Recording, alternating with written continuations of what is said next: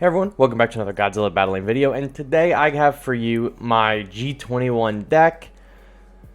I think it's a pretty good deck. I don't think it's meta, I don't think it's competitive, but I think it's just a fun deck. Do a little bit of trolling here and there, and I couldn't win with it in ranked. I tried, believe me, my ranking has suffered, but it works in fixed really well. So this is a fixed battle. And I'll break down the deck for you. If you want to use it in fixed, go for it. If you want to try to take this into ranked, I think you could take this into ranked if you have really high levels on your Gigans and your Mega Gearus. Other than that, I'm not personally using it myself in ranked. But G21 as a leader, a deck for him has been one of my more requested videos. So I felt obligated to throw one together and try it out. I don't feel like this is an extremely meta viable deck, but I do think that if you want to use G21 as your leader, this is a good way to use it, and I think the thought process of the deck building holds solid, but I think maybe the pieces I use could be better, or maybe your levels are better than mine, and so yours will be better. So, got head and itch. I'll break it down for you, step by step, how I built it, what I'm thinking, and we'll get into it. So, G21 as a leader, obviously. G21's leader ability makes all the close range units cost 1 less for 15 seconds, so not overly strong ability, but if you fill your deck with close range units, it can be pretty powerful. We got the energy base in here as well. Now I know you're gonna fillet me in the comments. I already know one on Discord for putting energy base in the deck, because everybody knows, you know, I'm God's biggest energy base hater. But the more energy you have with the lower cost cards that you have, the more cards you can put out on the field.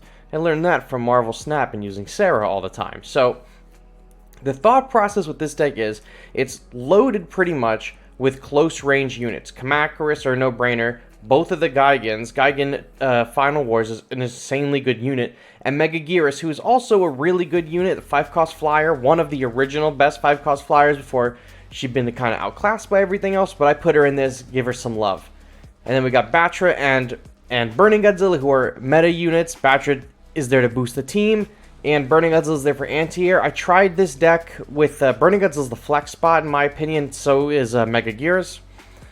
Burning Godzilla, I tried this deck with the 4th Angel instead of Gigan 72. I tried it with Mecha Godzilla 21 instead of Burning Godzilla, and there's a lot of close range units that don't have air support, and then there are some close range air units that aren't very good, like regular Rodan, there's Rodan 64. I put Burning in here for the explosion and the anti-air. Batra's in here for the boosts. And they're mainly there to make sure that you have the air covered, because Gigan Final Wars and Gigan 72 can't hit air, neither than the Kamacuras. Mega Gearus can hit air, and the slow is really good. But, you know, Leo is better than her. Fire Rodan is better than her. But I like her a lot. Batra and Burning are just to give you an extra boost, but the main core of the team, that the strategy that I'm using revolves around the 4 other units. So the strategy is, and you can see on the screen, the match ended super quickly. What I do is put the energy base down. So I just play defense for a little bit. I put the energy base down. You pop your leader ability when you have max energy. So that way everything costs less, the energy base is still ticking up, and you can just start dropping units. You want to drop units as fast as possible. I'm dropping both the Gigans on one side, Mega Gearus kind of in the middle or on defense, and the Kamacuras. I'm trying to get as many units pushed to the other side as fast as possible. I'm trying to get as much units on the board as I possibly can. And they're all pretty strong units except for Gigan 72, but I think in this deck it actually works. I think he actually works really well. You can also use them to push units like Burning Godzilla, even the Kamacuras, or even Final Wars Gigan, depending on the order that you place them in. So, like, we'll break it down right here. There's the energy base. I use the ability. Burning Godzilla just wipes this push right here. There's Gigan 72. There's Mega Gearus. There's Gigan Final Wars. There's the Kamacuras. So I give them a ton of units on the board they're going to have to pick from. They drop the air base, distracts Gigan for a little bit. Helicopter spawns. Not that big of a deal. Other Gigan comes in. Both Gigans are now up in the front. One Gigan is blocking the other, so he's not really doing a lot of damage, but he does get in there. So Mega Gearus, Gigan, and Final Wars Gigan all got in there. The Kamacuras were there, and they distract that and Gearus. So they lost because of poor placement, but also I had an overwhelming amount of units on the other team. Mega Gearus is not a weak monster.